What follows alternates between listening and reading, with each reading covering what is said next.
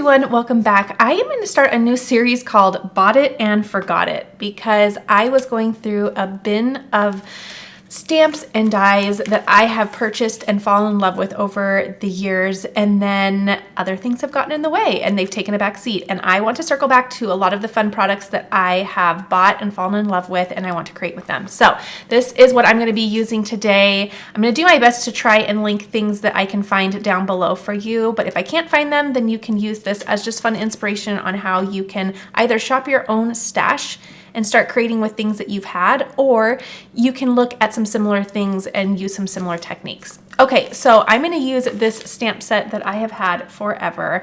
I am really intrigued by the HBD, happy birthday, happy birthday, happy birthday, and I want to do that repetitiously on a card. And then I think I'm also going to bring in this stamp set, which is another Bought It and Forgot It stamp set. I've been wanting to use this. It definitely has a fun birthday theme, so let's just see what we can do. Okay, first thing I want to do is I'm going to stamp out this happy birthday stamp, and again I want to do it 3 times. Also, shout out to my daughter, she wanted me to wear this today. She keeps asking if I've worn the bracelet that she made me in my videos. She wanted you to enjoy it as well. So we are wearing lots of fun color today.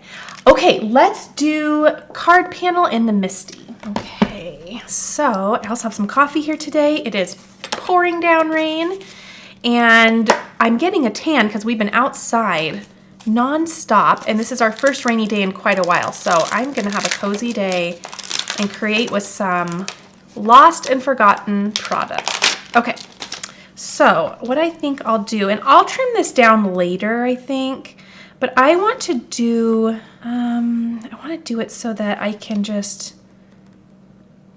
move my cardstock and not necessarily my stamp. How does that look? I think that looks pretty good. Maybe I'll move it up a little bit. Okay. I'm gonna use the lines of my Misty just to see if it's straight. That looks straight to me. I think so. So we'll go with that. Okay. And I want to color with alcohol markers. I'm trying to decide what I'm gonna color with alcohol markers. This could kind of look neat in black and white on the back, and then do my coloring on my little stamped images, my other stamped images. But we could make it just all completely colorful as well. So I just kind of have to trust the process and go with the flow. Okay, we're gonna do 1. Oh, love that.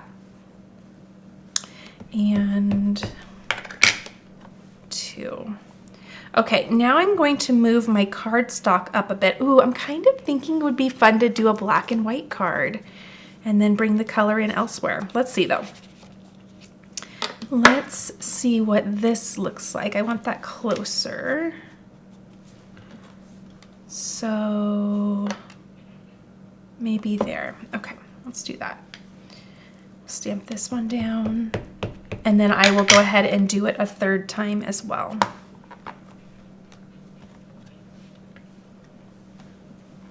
Okay, I like that, and the placement looks good. So we're gonna have a little repetitious happy birthday on the back. And I'm gonna go ahead and just clean this off. And that stamp set is so full of other really wonderful things that are very fun to play around with. I really love this happy birthday as well. And I love all of the little sub-sentiments that come with this stamp set. It's so cute.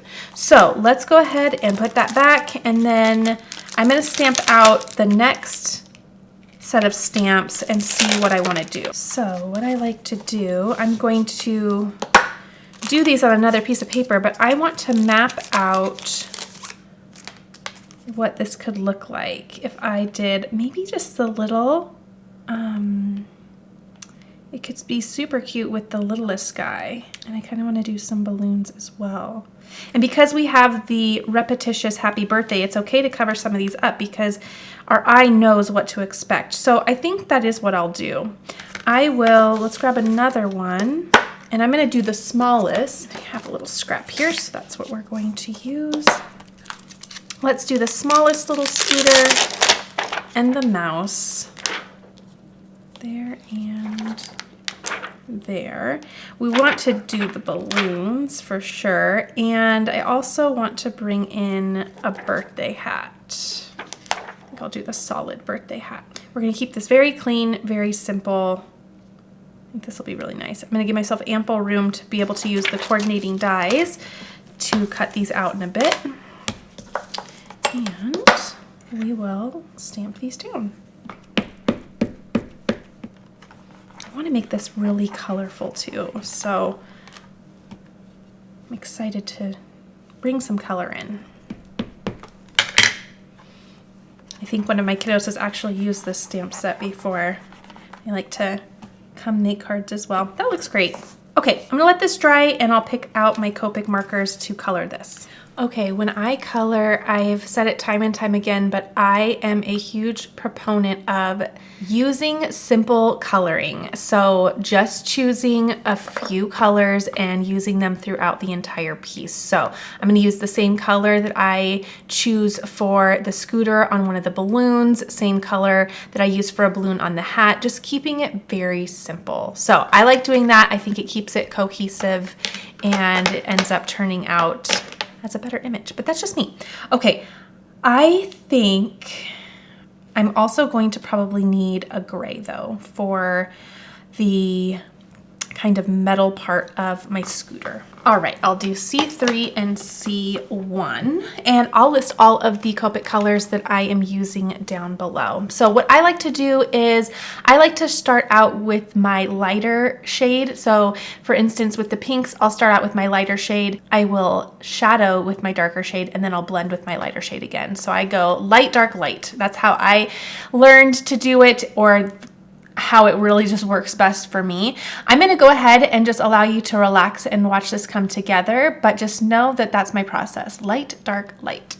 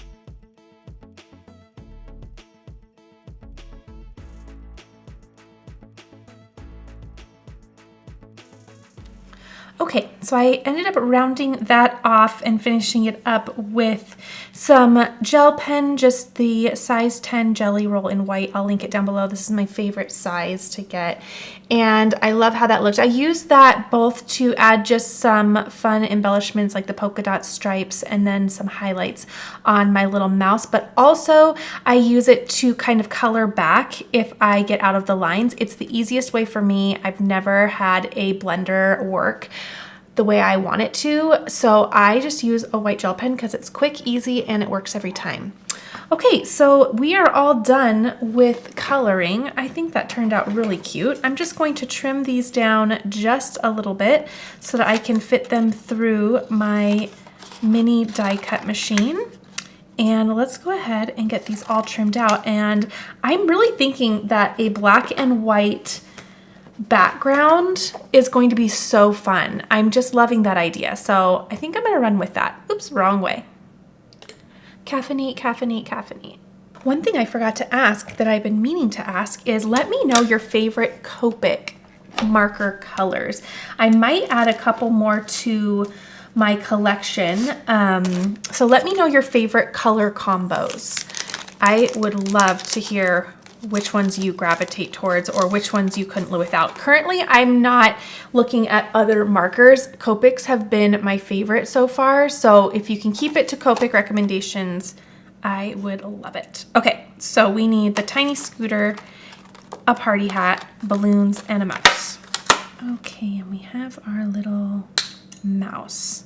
Okay, I think I have everything. Okay, I noticed as I am going through my cards that I am very short on birthday cards for younger kids. And this birthday card can be for any age, but I am kind of gearing this towards more of a kid card because we are in the phase of birthday parties all the time. And I am always in need of a birthday card for a little friend.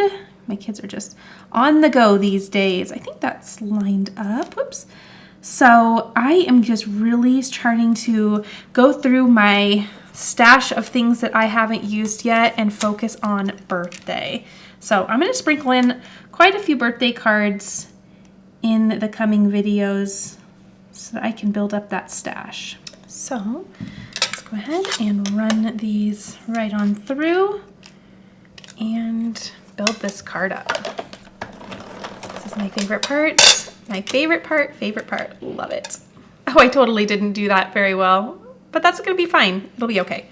Okay, I'm gonna bring out my A2 layer dies. I haven't used these in a while, but they are gonna be perfect for kind of framing out this card visually for me. So like I said, I am okay with covering up a little bit of this last one because of the repetitious design. We will know what it says. So I'm just getting an idea of what I want to do here. Oh my gosh, I'm loving it in the black and white. I think it's gonna be so fun. And then we could even put these on the other side, which would be cute, but I might just have them kind of stemming out of our little guy here and the birthday hat. Okay. Knowing kind of what I want to do there, I want to bring this in quite a bit, I think, because then I could have a lot of color surrounding. So I think that would be pretty because we'd have a lot of color. I want to do a colored card base, a lot of color around. So let's do that. I think that'll be pretty. Let me remove my little images here and grab some tape once more. I'm gonna do this a couple times and let me frame this out. Okay, that way we can get it all nice and centered. Bring it up a little bit. Or do I want to bring it down a little bit so that I have room for this little guy and keeping it centered? I think bringing it down a little bit would be nice because then once I add this element, then my margin and alignment's going to be the same. So that looks good to me. I'm gonna do that. Okay, let me tape this down. I have my Platinum 6 just off to the side. It's just my bigger cutting machine that has a bigger clearance and bigger cutting plates. So I'm gonna run that through really quick to trim that down. Okay, so there's my teeny tiny little panel. That'll look great. And I think what I wanna do next is decide on the color card base. Okay, I am trying to decide between two colors. I have this nice purple, I think this is called Lilac, and then I think this is Tide Pool.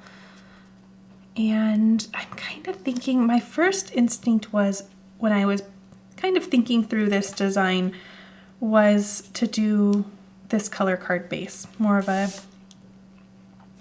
kind of teal, and I think I'm going to do that, and I'll tell you why. First of all, always go with your gut, but second of all, I think if I go with the purple, it's going to lean more towards a girl card, and if I do this nice turquoise teal card, then I can do boy or girl. So I think it would be fine either way. Even though we have some pink and purple mixed in here, I think it still would be fun for a boy card too. So I'm going to do that. Now that I have my card base trim down, I'm going to put it in my little score buddy and score the center. So I have 11 by 4 1/4. 11 divided by 2 is 5 1/2. So that's where we're going to place our score line. And I can fold and press that down. And then we're just going to build our card from the ground up. So now we have our card base. Let's get this all situated here. Grab my magnet. And I'm going to put some foam tape on the back of my panel so that we can bump it up on the card. Okay, I just have 3 little strips here that I'll place on the back. I'll use my little picker-upper tool. This is a weeding hook. I'll use that to bring out my little liners. And then look at this nice thick margin we have around. I think that's so pretty. It's going to very simply bring more color to the entire piece. Okay, now we get to build up and have fun with the rest of this card. Okay, so, and I'm okay with having some of my little die cuts fall off the side of the card. So for instance, my balloon can interact with this surrounding area by kind of tilting it off to the side. I would put it kind of more towards the handlebars, but I don't want to take away any more of my background. So I'm not going to do that. And again, you could do something like this over here if you wanted to extend, but I kind of like having it over here. Now you could do your scooter over on this side as well, but I'll tell you why I'm not going to do that. I want my little mouse, gosh, that's so cute. I want my little mouse to be scooting into the frame and not scooting out of the frame, and I'll tell you why. It actually confuses the viewer, whether this is in a photograph or on a card. It confuses the viewer when you're having an element exit the frame, because then the viewer is kind of wondering where are they going, and then it leaves this element of confusion and uncertainty. So you always want to have your person or element going into your frame so that they know, at least your viewer will know, and not have any uncertainty about why they're exiting, where they're going. It's one of those weird things, but it actually is a thing.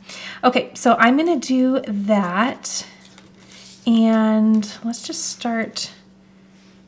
You could even, I don't know that I want to tilt it though. I like it being head on. Okay, I'm gonna do small, tiny foam squares, and I can also trim some down to fit those skinnier areas. So skinnier areas would be, I want to build up the middle of the scooter and then this little handle.